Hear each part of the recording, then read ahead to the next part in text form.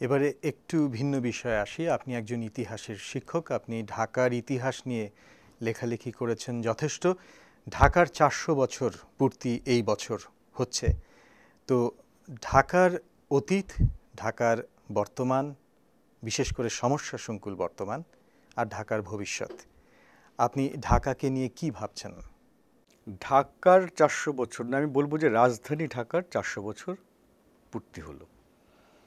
স্বাভাবিকভাবেই একটি শহর যেভাবে হয় তার 200 বছর 300 বছর পরে সেরকম থাকে না, কিন্তু ঢাকা এখন যেরকম একটি শহরে পরিণত হয়েছে, এই শহরকে ভালোবাসা সত্ত্বেও আমরা অনেকে আর এই শহরে থাকতে চাচ্ছি না।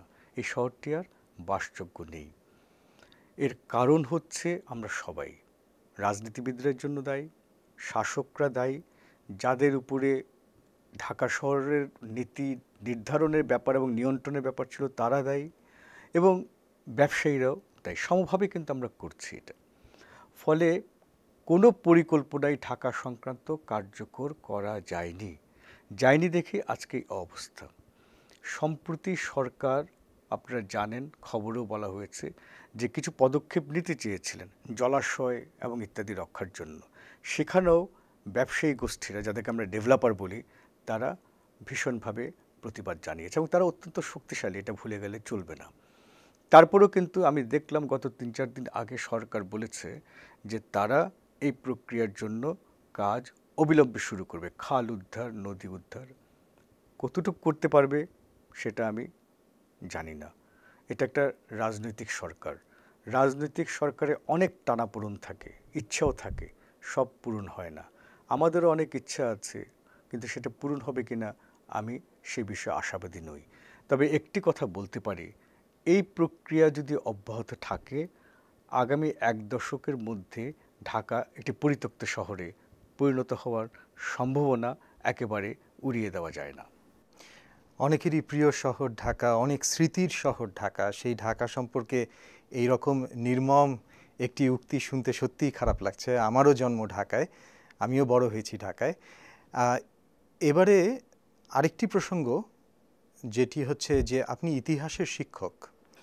বাংলাদেশে আজকের যে তরুণ প্রজন্ম, কিশোর কিশোরী যারা স্কুলে যাচ্ছে বা যারা কলেজে যাচ্ছে, তাদের মধ্যে ইতিহাস সচেতনতা, এই অবস্থাটি আপনি কি রকম দেখেন? তাদের মধ্যে কতটা সচেতনতা রয়েছে? বাংলাদেশে সবাই ইতিহাসে থাকতে চায়, কিন্তু বাংলাদেশে ইতিহাস হচ্ছে সবচেয়ে নিগৃহীত। সব সময় ইতিহাস বিকৃত হয়েছে, বদল হয়েছে, পরিবর্তন হয়েছে বিভিন্ন সরকারের স্বার্থে, আমাদেরও যারা পড়ায় তাদেরও স্বার্থে। আমি ইতিহাসের শিক্ষক হিসেবে মনে করি আমাদের জন্য এটার খুব নির্মম পরিহাসের ব্যাপার হয়ে দাঁড়াচ্ছে যে ইতিহাসের বোধটা আমরা সঞ্চারিত করতে পারছি না। আমার মনে হয় শিক্ষা কমিশন যেটা হয়েছে, মানে কমিটি যেটা হয়েছে, যে নীতি করেছে, তার মধ্যে একটি বিষয় থাকা দরকার। সেটা হচ্ছে আর কিছু না, বাংলাদেশের ইতিহাসটা সব বিষয়ে, অর্থাৎ সব শ্রেণীতে পাঠ্য হওয়া। আমি সব শ্রেণী বলতে বোঝাচ্ছি যে সব শাখায়, যিনি ইঞ্জিনিয়ারিং পড়তে যাবেন, মেডিকেল পড়তে যাবেন, তাকে একটা কোর্স নিতে হবে বাংলাদেশের ইতিহাস সম্পর্কে। এটা একটা বিষয়। স্কুল থেকে শিক্ষা দেওয়া হচ্ছে, ক্লাস আমার যতদূর খেয়াল আছে 8ম 9ম শ্রেণী পর্যন্ত কিছু কিছু ইতিহাসের সেগমেন্ট পড়ানো হয়। তারপরে অনেকে ইতিহাস নিতে পারেন, কিন্তু সেখানেও ব্যাপার দাঁড়াচ্ছে অনেকে ইতিহাস নিতে চায় না একটা ভয়ের কারণে, যে ইতিহাস বেশি পড়তে হয়। আসলে তা নয়। আমার মনে হয় যে সরকার যদি পাঠ্যপুস্তকে একটা নীতিমালা করে এবং ইতিহাস কীভাবে পড়াতে হবে নীতিমালা করে, তাহলে সচেতনতার পরিধিটা আরও বাড়বে। এখন সচেতনতার পরিধিটা আমার মনে হয় ততটা বৃদ্ধি পায়নি যতটা একটা স্বাধীন দেশের নাগরিকদের পাওয়া উচিত। একজন ইতিহাসের শিক্ষক হিসাবে এবং ইতিহাসের গবেষক হিসাবে এই নিয়ে আমার মনে একটা দুঃখবোধ আছে। এই কারণেও যে পেশাগতভাবে যারা ইতিহাস চর্চা করেন, অর্থাৎ যারা শিক্ষকতা করেন ইতিহাসে, তাদের কিন্তু আমরা পেশাদার ঐতিহাসিক বলি।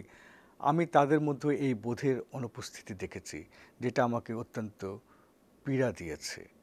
কেননা যখন নাকি ইতিহাস বিকৃত বা পরিবর্তন বা কিছু হয়, তখন কিন্তু সমষ্টিগতভাবে পেশাদার ঐতিহাসিকরা এটার প্রতিবাদ করেননি, করেন না, এটাও আমার কাছে পীড়াদায়ক মনে হয়েছে।